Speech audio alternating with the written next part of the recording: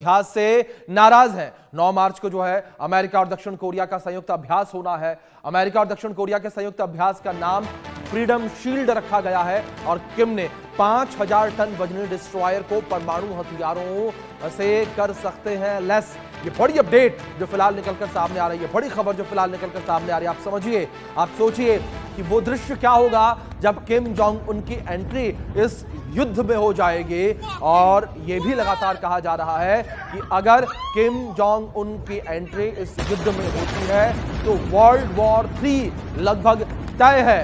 ये बड़ी खबर जो फिलहाल निकलकर सामने आई है। आप समझिए स्थितियों को, किम जोंग ईरान युद्ध पर बड़ा फैसला कर सकते हैं। ये बड़ी अपडेट है, ये बड़ी खबर निकलकर सामने आई है। अमेरिका और दक्षिण कोरिया के संयुक्त अभ्यास से किम जोंग उन नाराज है।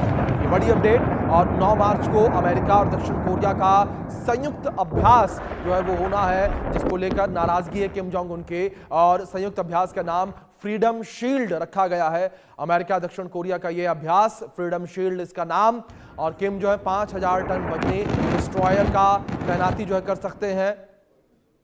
तो युद्ध की स्थिति के बाद अब कोरियाई प्रायद्वीप पर भी एक बार फिर से तनाव का पारा 7वें आसमान पर पहुंच चुका है।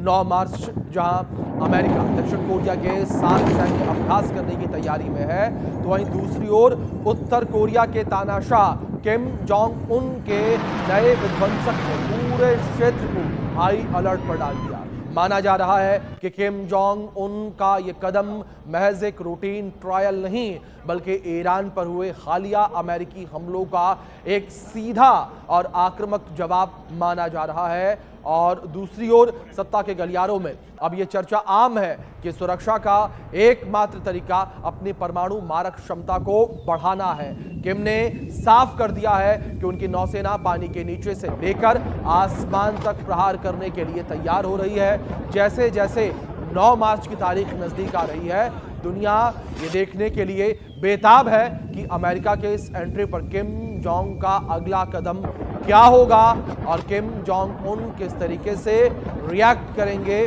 ये अपने आप में एक बड़ा चर्चा का विषय बना हुआ है। लेकिन दूसरी ओर लोग घबराए हुए भी हैं। लोग इस बात से घबराए हुए हैं कि अगर किम जोंग उन की एंट्री इस युद्ध में होती है तो वर्ल्ड वॉर 3 लगभग तय है, विश्व युद्ध होना लगभग तय है। ये आप समझिए क्या स्थितियां जो है इस वक्त बनी हुई नजर आ रही हैं। तो अब आपको उत्तर कोरिया के डिस्ट्रॉयर के बारे में जानकारी देते हैं, किस तरीके से डिस्ट्रॉयर है ये।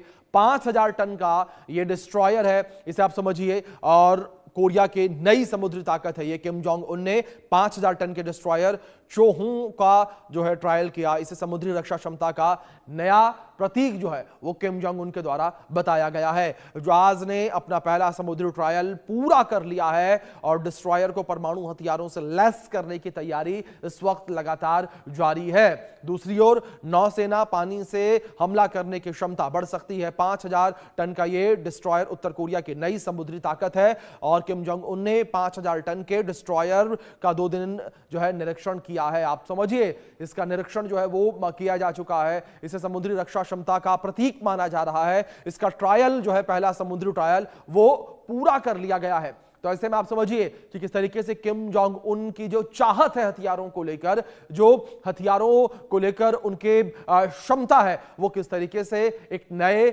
आयाम पर पहुंचती नजर आएगी। और जाहिर तौर पर यह पूरी दुनिया के लिए एक खतरे का संकेत भी माना जा सकता है। पूरी दुनिया के लिए यह कहा जा सकता है कि एक और नया खतरा जो है वो एड ऑन होता नजर आएगा। क्योंकि अगर किम जोंग उन को लेकर बात करें तो किम जोंग उन को एक सनकी तानाशाह कहा जाता है। और एक सनकी तानाशाह के पास अगर इस तरीके से भयानक हथियार आएगा तो आप सोचिए किम जोंग उन के न्यूक्लियर डिस्ट्रॉयर से कितनी भयंकर तबाही जो है वो होती हुई नजर आएगी, कितनी भयंकर तबाही जो है वो होगी। तो एक सिरफिरे तानाशाह के हाथ में इतना बड़ा हथियार आना, ये अपने आप में एक बड़ी चिंता का विषय। और ये चिंता जो है वो अमेरिका के लिए भी है, ये चिंता जो है यूरोपीय देशों के लिए भी है, ये चिंता जो है वो नेटो देशों के लिए भी है। आप समझिए कि पूरे वैश्विक पैमाने पर किस तरीके से एक बड़ी चिंता है ये, एक बड़ी चिंता की बात है ये कि किम जोंग उन का जो न्यूक्लियर डिस्ट्रॉयर है वो किस तरीके से भयंकर तबाही लेकर आएगा। क्योंकि दक्षिण कोरिया को लेकर बात करें तो दक्षिण कोरिया के साथ अमेरिकी सेना जो है युद्ध अभ्यास करेगी और इस युद्ध अभ्यास से उत्तर कोरिया के तानाशाह किम जोंग उन नाराज है और ये नाराजगी जो है अपने आप में जो है युद्ध को लेकर एक बड़ा फैसला भी ले सकती है। क्योंकि किम जोंग उन जो है वो इजराइल, ईरान और अमेरिका के युद्ध को लेकर बड़ा फैसला ले सकते हैं और अगर इस युद्ध में उत्तर कोरिया की एंट्री होती है, किम जोंग उन की एंट्री होती है, तो आप समझिए ये स्थितियां हमारी सोच से भी परे जा सकती हैं। जो चर्चाएं होती नजर आ रही हैं उससे भी कहीं आगे ये जा सकती हैं।